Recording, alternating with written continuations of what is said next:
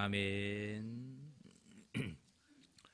우리 장로님 기도하신 대로 이번 주 수요일에는 우리 20대 대통령 선거가 있는 날입니다.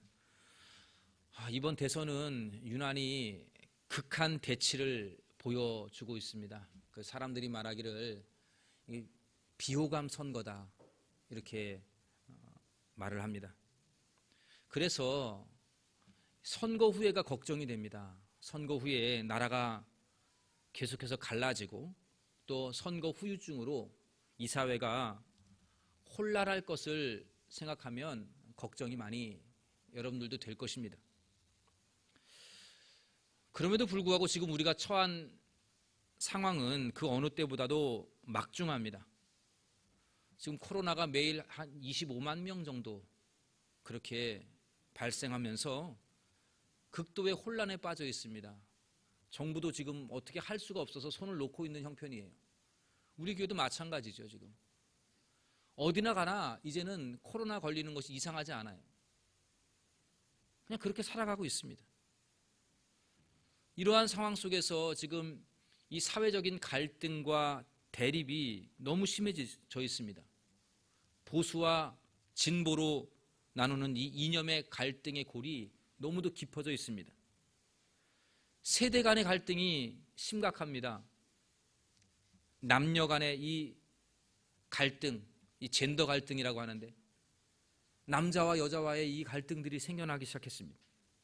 사회적인 양극화가 더욱 심각해 가고 있는 것이 우리들의 현실입니다. 기껏해야 올림픽이나 월드컵 할 때나 대한민국 외치지, 그거 끝나고 나면 이제는 한 대한민국 한민족이 아니고 서로 경쟁하고 서로 짓밟고자 하는 그러한 다툼이 그치지 않은 것이 오늘 우리들의 현실 아닙니까? 외교와 안보도 보면 마찬가지죠. 지금 러시아, 우크라이나 전쟁 중에 있는데 핵전쟁 이야기가 나오고 3차 대전 이야기가 나오는 이 끔찍한 세상 속에 살고 있습니다. 북한은 연실 미사일 쏘면서 안보를 위협하고 있습니다. 경제가 휘청거리는 것은 오늘 내일 일이 아니고요. 올해에도 경제의 전망이 밝지가 않습니다. 국가 부채, 가계 부채가 계속 늘어나고 있습니다.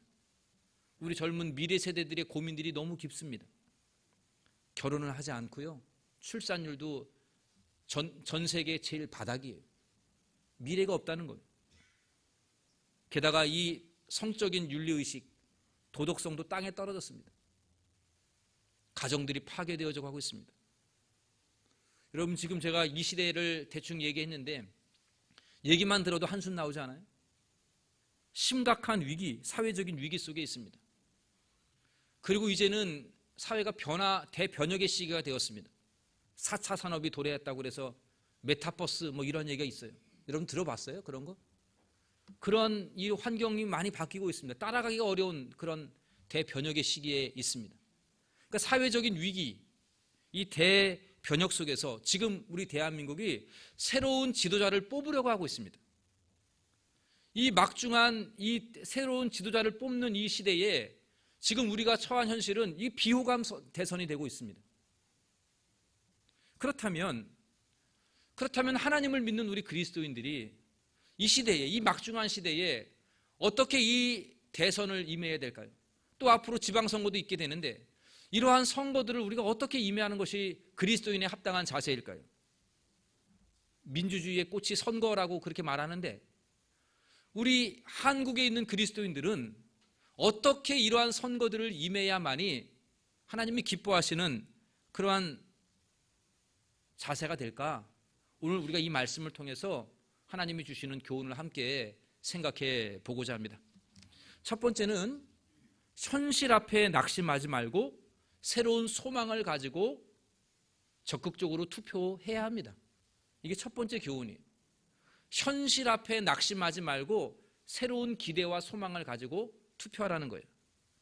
오늘 본문은 여러분들이 잘 아시는 다윗을 기름 부어 왕으로 세우는 장면입니다. 여러분, 이때 왕은 누구입니까? 사울이에요. 사울. 그런데 하나님이 사울을 버리셨습니다. 교만함 때문에 그를 버리셨습니다. 우리가 지금 사무엘상 16장 1절을 보았는데 그 앞에 있는 15장 35절에 보면 이렇게 되어 있습니다. 앞에 있는 구절 보십시오. 사무엘이 죽는 날까지 사울을 다시 가서 보지 아니하였으니 이는 그가 사울을 위하여 슬퍼함이었고 여호와께서는 사울을 이스라엘 왕으로 삼으신 것을 후회하셨더라. 하나님께서 세운 왕 사울을 후회하셨다 그랬습니다. 그리고 이스라엘의 초대 왕으로 세워졌던 이 사울에 대한 기대가 컸던 사무엘의 마음은 낙심했습니다. 오늘 슬퍼하고 있다 그랬습니다. 다시는 가서 얼굴도 안 봤다 그랬습니다. 이거는 슬퍼하고 낙심하고 괴로워하고 있는 것이죠.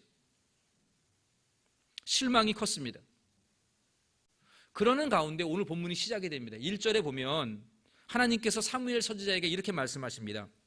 여호와께서 사무엘에게 이르시되 내가 이미 사울을 버려 이스라엘의 왕이 되지 못하게 하였거늘 내가 그를 위하여 언제까지 슬퍼하겠느냐. 너는 뿔에 기름을 채워 가지고 가라.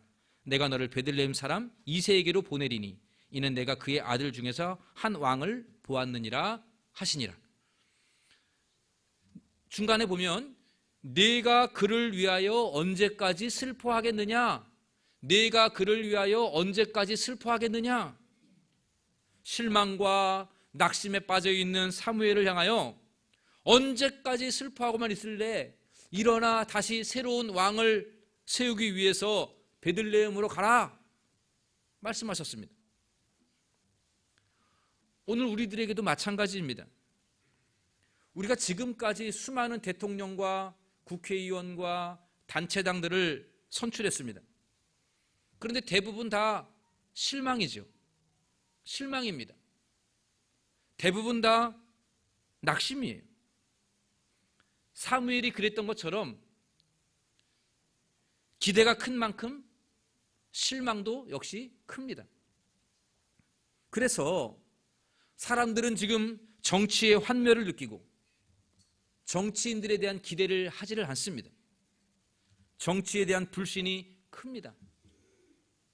투표하고 싶지 않습니다. 그러나 언제까지 우리가 이렇게 정치에 대하여 실망하고 지도자들에 대하여 낙심하고 슬퍼하고 있을 수만은 없습니다. 다시 새로운 기대와 소망을 가지고 나아가야 합니다. 하나님께서 이 땅에 이 대한민국을 지금도 지키시고 붙들고 계시다는 믿음을 가지고 하나님이 붙들고 계시기에 우리도 소망을 가지고 적극적으로 투표에 나서야 됩니다. 사무엘은 언제까지 방에 앉아서 사울왕을 한탄하고 괴로워하고 슬퍼하고 있어서는 안 됩니다. 다시 새로운 왕을 세우기 위하여 일어나야 했습니다. 지금 현재 사울왕이 눈이 시퍼렇게 떠 있는데 그 위험을 감수하고 새로운 왕을 하나님께서 선출하고자 사무엘을 보내고 계십니다. 그는 일어나서 나아가야 했습니다. 새로운 시대의 왕을 세우려고 나아가야만 했습니다. 바라기는 여러분, 지금 현재 정치가 마음에 들지 않는다고, 후보들이 마음에 들지 않는다고 해서 등을 돌리고 조롱하면서 비난하면서 낙심하지 않게 되기를 바랍니다.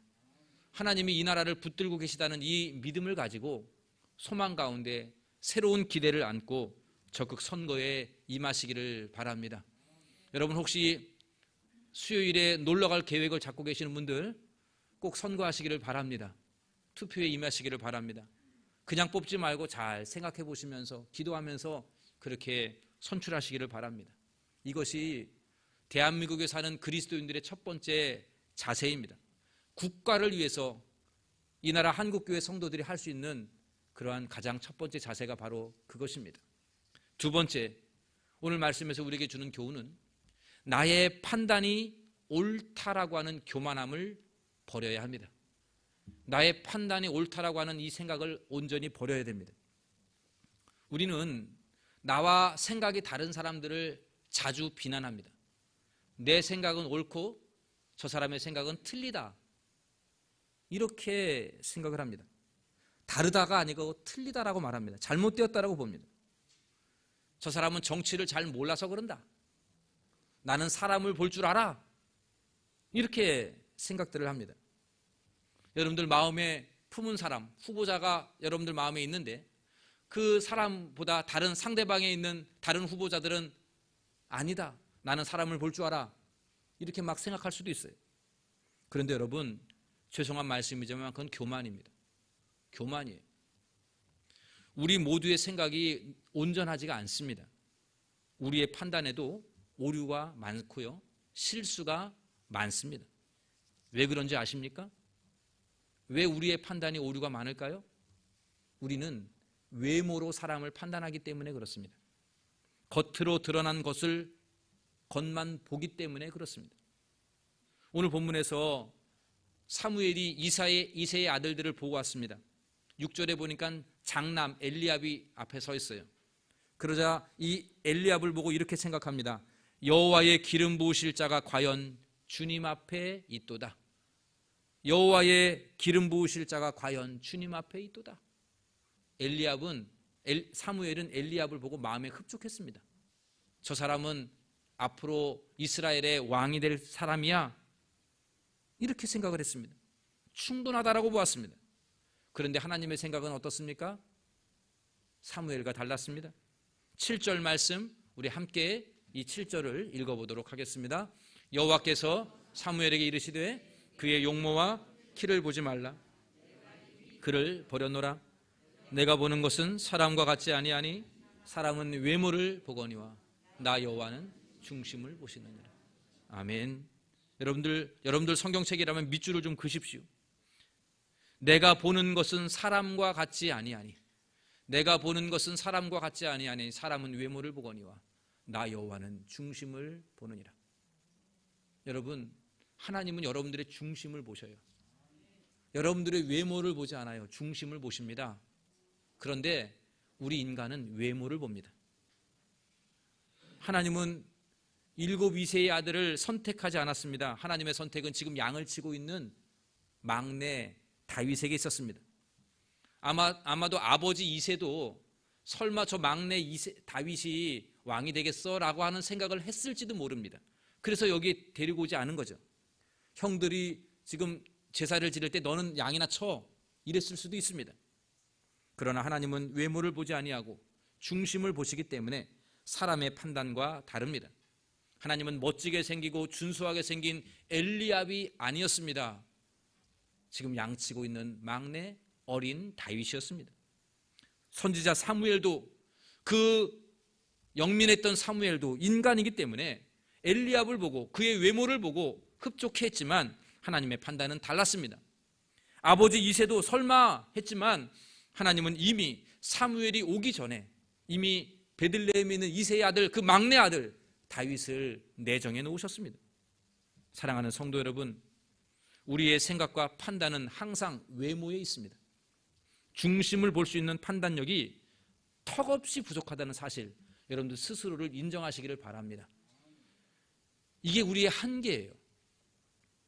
여러분들 지금 대통령 후보자를 보면서 저 사람은 안 돼, 저 사람이 되어야 돼 라고 말하지만 뭘 얼마나 안다 그럽니까? 우리가 그 사람의 중심을 꿰뚫어 보았습니까? 그건 하나님만 아는 거예요. 우리는 단지 눈에 보이는 것들만 보고 판단하고 있는 겁니다. 그러므로 결론은 내 판단이 옳지 않다는 거예요. 내 판단이 옳지 않을 수가 있습니다. 여러분이 보이기에 좋은 것이 다 좋은 것이 아닐 수 있습니다. 옳은 것이 옳지 않을 수 있습니다. 하나님의 뜻이 아닐 수 있습니다. 그러기에 우리 모두는 겸손해야 합니다. 함부로 다른 사람의 판단을 비난해서는 안 됩니다. 나와 생각이 다르다고 해서 저 사람의 생각은 틀렸어, 저 사람은 사람을 볼 줄 몰라, 이렇게 비판해서는 안 됩니다. 지금 우리가 치르는 대통령 선거는 중심을 보고 선택하는 게 아니라 외모를 보고 선택하는 겁니다. 눈에 보이는 것만 가지고, 눈에 보이는 것만 보고 선택을 하게 되어 있습니다.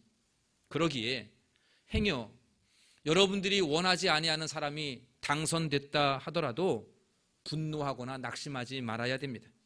사람을 뽑는 선거라, 사람이 사람을 뽑는 것이라 얼마든지 잘못될 수 있습니다. 내 판단이 잘못될 수 있습니다. 이러한 겸손한 생각을 가지고 있어야만이 선거 이후에 있게 될 이 온갖 선거의 후유증, 나라가 극심한 분열로 나아가지 아니하고 빨리 극복하고 이 위기의 시대에, 이 막중한 시대에 우리나라가 다시금 하나로 힘을 모을 수가 있는 줄로 믿으시기를 바랍니다. 바라기는 누가 당선되더라도, 다음 주에는 알겠죠. 내가 원하는 사람이 되지 않을지라도 우리는 그 당선된 사람을 위해서 기도해야 합니다. 하나님을 두려워하고, 또 우리 장로님 기도했던 대로 국민들을 두려워하고, 하나님이 주신 지혜와 분별력을 가지고 나라를 잘 균형 있게 판단해 나아가며, 또 정직과 공의로 청렴하게 나라를 이끌어갈 수 있는 그러한 새로운 지도자들을 위하여 기도하는 것이 성숙한 기독 시민의 자세인 줄로 믿으시기를 바랍니다. 늘 우리는 겸손해야 됩니다. 우리 그리스도인들이 겸손해야 됩니다.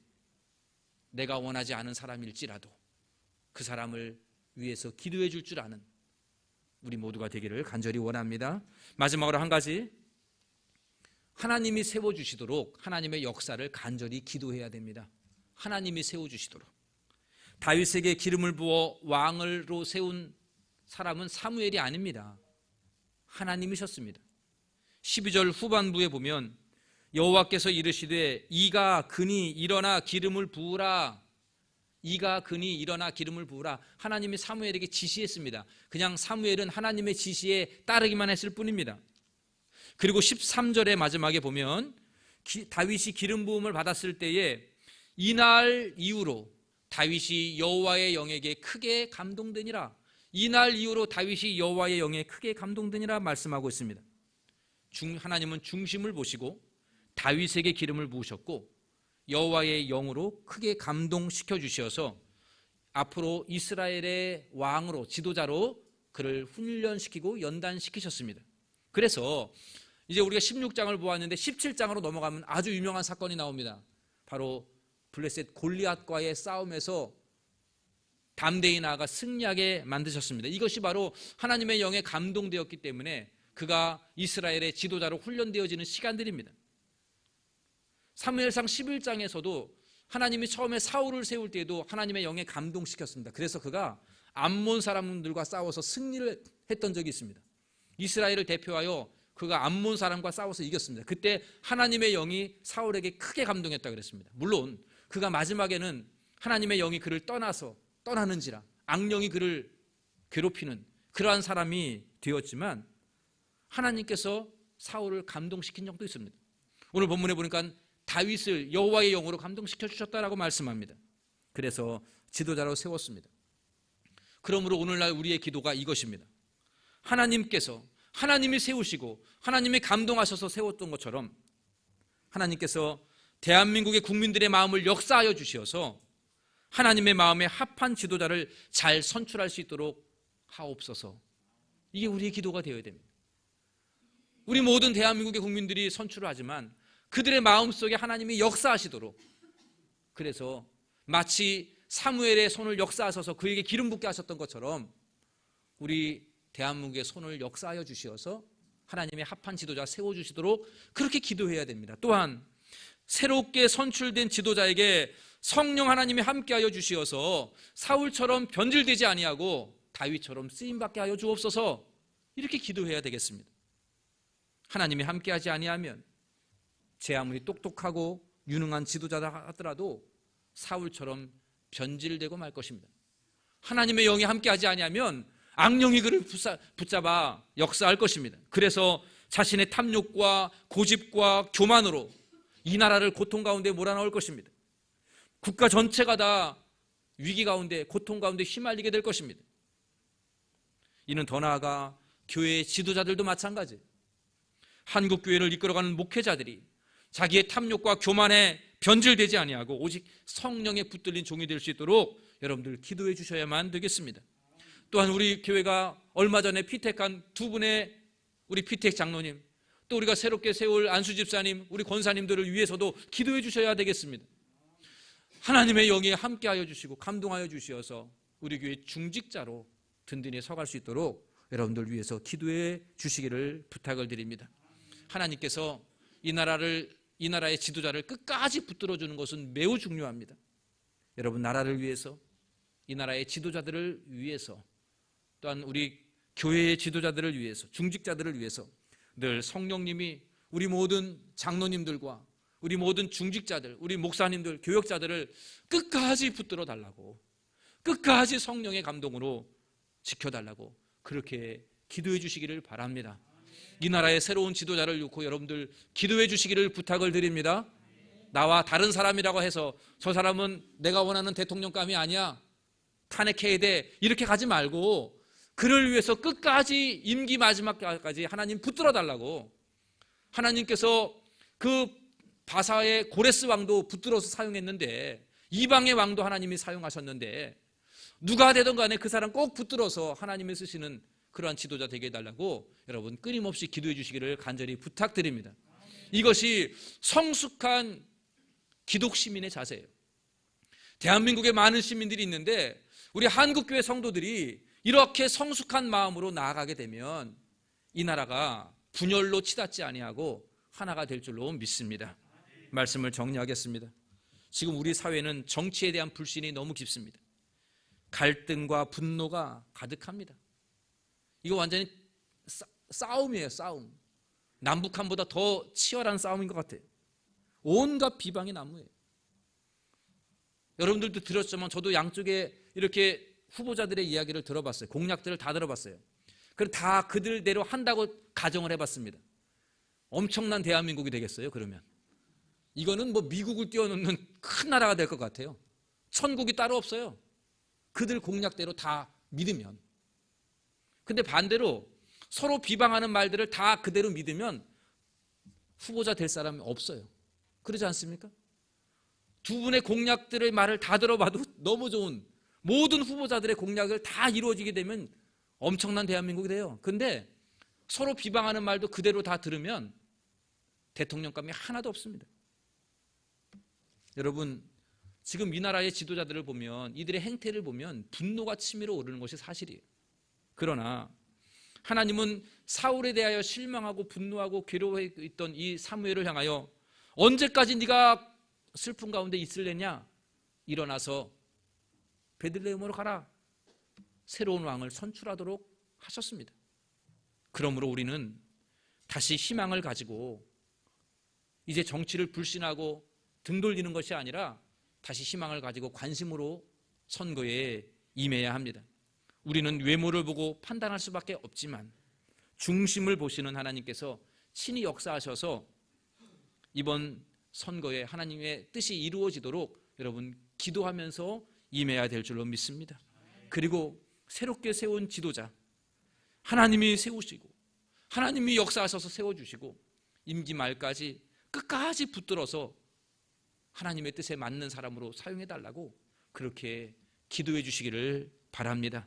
그래야 우리 대한민국은 성숙한 시민의식을 가진 한국교회 그리스도인들로 인해서 하나님의 마음에 합한 지도자가 세워지고 또 이 위기의 대한민국, 대변혁 앞에 있는 큰 물결 앞에 있는 이 대한민국이 이 시대에 하나님이 쓰시는 거룩한 선교의 도구가 되어지는 복된 나라가 될 수 있도록 우리 모든 성도님들이 함께 이 나라를 위해서 또한 선거를 위해서 기도로 나아가는 우리 모두가 되시기를 예수님의 이름으로 간절히 축원합니다. 기도하겠습니다. 하나님, 주께서 이 대한민국을 지금도 붙들고 계시는 줄로 믿습니다. 그러게 우리가 사람을 보면 실망하고 낙심하지만 분노하지만 다시 기대를 가지고 하나님의 뜻을 구하며 선거에 임하기를 원합니다. 하나님, 우리는 한계가 있어서 외모로 사람을 판단하고 선택하지만 중심을 보시는 하나님, 역사하여 주시어서 우리 국민들의 손을 역사하시고 또한 친히 역사하여 주시어서 하나님의 마음에 합한 지도자를 세워 주시옵소서. 선거 이후에 이 나라가 극도의 혼란에 빠지지 아니하고 속히 단합되고 하나가 되어서 이 위기의 대한민국을 잘 헤쳐나갈 수 있게 하여 주시옵소서. 하나님, 대한민국과 한국교회가 이 위기의 시대에 하나님이 쓰실 줄로 믿습니다. 사용하여 주시옵소서. 아시아를 넘어 세계 선교의 중심 국가 되게 하여 주옵소서. 하나님의 뜻을 이루어 나가는 거룩한 민족으로 하나님 우리 대한민국을 사용하여 주시옵소서. 한국교회 지도자를 사용하여 주시옵고 우리 동대문 중앙교회 중직자들을 주의 성령으로 붙들어 주시옵소서.